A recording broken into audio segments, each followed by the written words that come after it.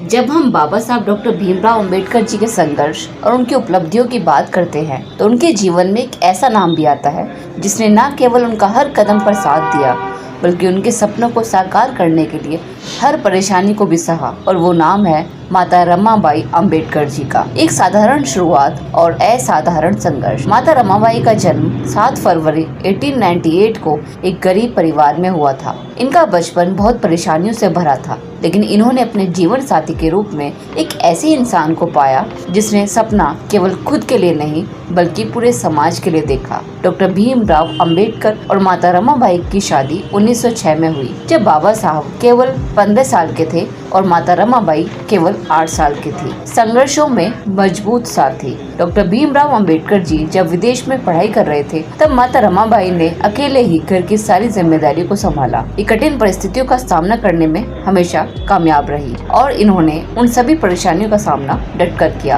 अंबेडकर जी के सपनों को अपना सपना समझकर हर संघर्ष को इन्होंने बर्दाश्त किया। डॉक्टर भीमराव अंबेडकर जी इन्हें प्यार से रामा और रामू कहकर बुलाया करते थे। माता रमाबाई एक ऐसी महिला थी जो सादा जीवन और उच्च विचार की एक मिसाल थी। वे भले ही शिक्षित नहीं थी, लेकिन उनका धैर्य, समर्पण और साहस पूरे समाज के लिए एक प्रेरणा बना। धैर्य और बलिदान की प्रतिमूर्ति। माता रमाबाई को ये अच्छी तरह पता था कि डॉक्टर भीमराव अंबेडकर जी का मिशन कितना बड़ा है और उसके लिए कितनी कुर्बानियां देनी पड़ेंगी। इन्होंने गरीबी, अकेलापन और कठिन परेशानी को सहा, लेकिन कभी भी अपने पति के सपनों के बीच ये परेशानी नहीं बनी और इन्होंने कभी भी अपने पति से कोई शिकायत भी नहीं की। बाबा साहेब ने तो ये खुद स्वीकार किया कि अगर रामू ना होती, यानी अगर उनकी पत्नी माता रमाबाई ना होती, तो उनका ये सफर कभी भी संभव नहीं था। डॉक्टर भीमराव अंबेडकर जी ने कहा कि रामू के बिना बाबा साहब का सपना अधूरा था। माता रमाबाई का निधन लंबे समय से बीमार रहने के कारण